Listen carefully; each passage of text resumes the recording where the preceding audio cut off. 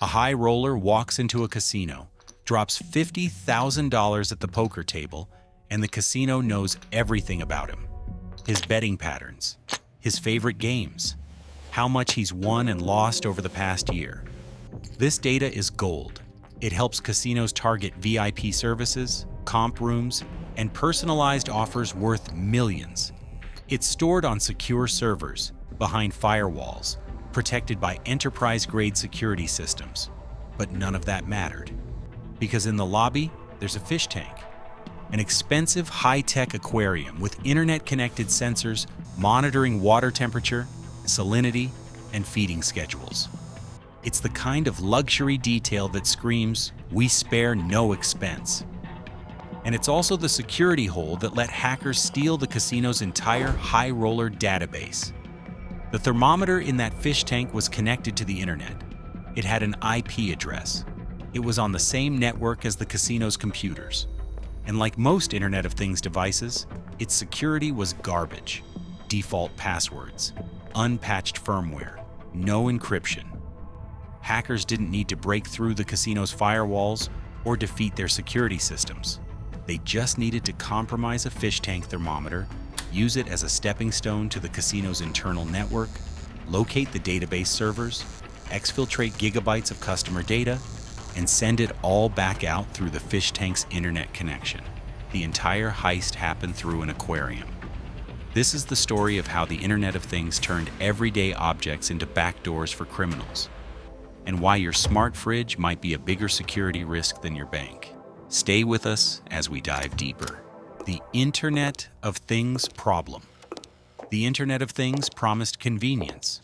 Connect everything to the internet. Thermostats, cameras, door locks, fish tanks. Control it all from your phone. The vision was appealing, and manufacturers rushed to add internet connectivity to everything. But in the race to market, security became an afterthought. IoT devices are built to be cheap and easy to deploy. Strong security is expensive and complicated. So manufacturers cut corners. They used default passwords that were never changed. They skipped encryption. They didn't build mechanisms for security updates. The result is millions of devices connected to the internet with weak security. Smart thermostats with admin:admin as the default login. Security cameras accessible to anyone who knows the IP address. Door locks that can be picked with a Bluetooth signal. And fish tank thermometers that provide gateways into casino networks. These devices are everywhere. Corporate offices have smart coffee makers. Hospitals have connected medical devices. Hotels have smart room controls. All of them are potential entry points because IoT manufacturers prioritized convenience over security. The casino's fish tank wasn't unique. It was representative of a systemic problem: the attack vector.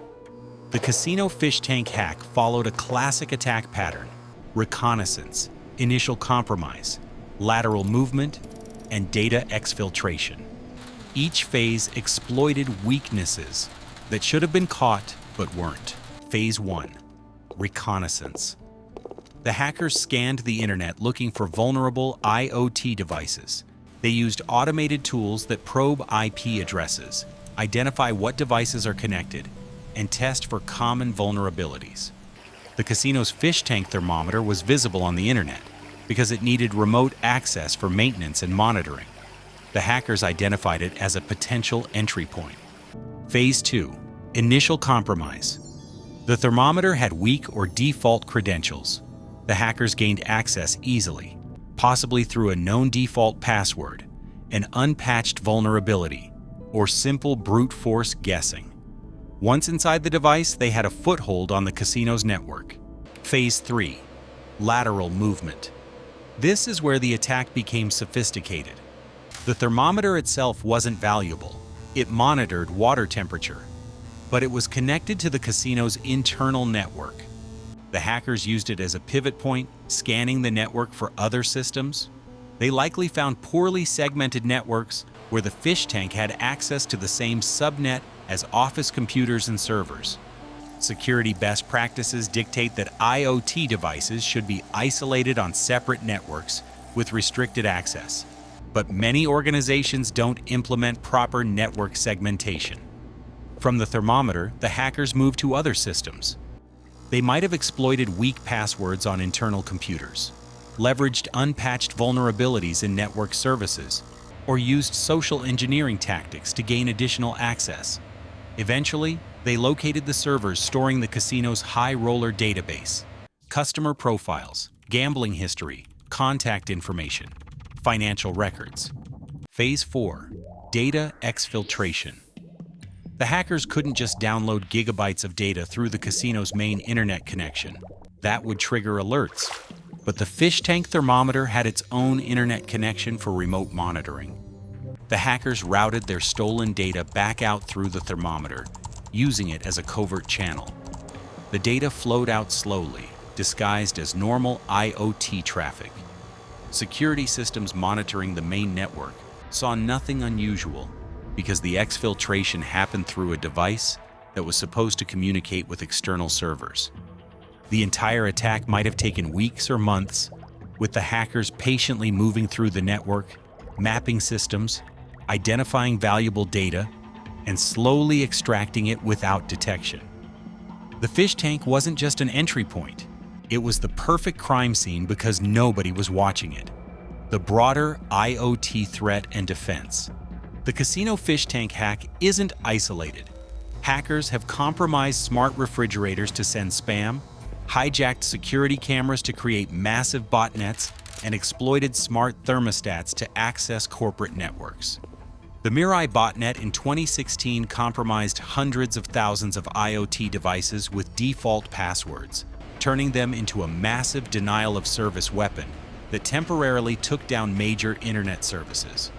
Corporate networks are particularly vulnerable because they mix high-security systems with low-security IoT devices on the same network.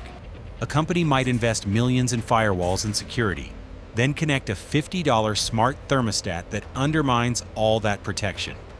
Home networks face similar risks. Smart devices often share networks with computers and phones. A compromised smart TV could become a surveillance device. A hacked smart lock could provide physical access to your home. The problem is growing. Industry estimates suggest over 30 billion IoT devices will be connected by 2025. Each one is a potential vulnerability, if not properly protected. Securing IoT devices is complicated because responsibility is fragmented. Manufacturers build devices, but don't maintain them after sale. Users buy them, but lack technical knowledge to secure them. IT departments inherit them, but may not even know they exist on the network. Best practices exist, but are rarely followed. IoT devices should be on isolated network segments. Default passwords should be changed immediately. Firmware should be updated regularly. But implementing these measures requires technical knowledge and ongoing maintenance that most users don't provide. The casino fish tank hack is a perfect parable for the Internet of Things era. A luxury amenity, an internet-connected aquarium thermometer, became the gateway for hackers to steal millions in high-roller data. The device had weak security, no network segmentation, and provided the perfect covert channel for data exfiltration. The attack demonstrates that your network security is only as strong as your weakest connected device. And in the age of IoT, that weak device might be monitoring your fish. Manufacturers rush to add internet connectivity to everything without prioritizing security. The result is billions of vulnerable devices that hackers exploit as entry points into homes, businesses, and critical infrastructure. The casino learned a painful lesson about IoT security. Your smart thermostat, your connected doorbell, your internet-enabled coffee maker, all of them are potential vulnerabilities. The convenience of the Internet of Things comes with a hidden cost. Every connected device is a possible backdoor. What do you think? Are IoT devices worth the security risk?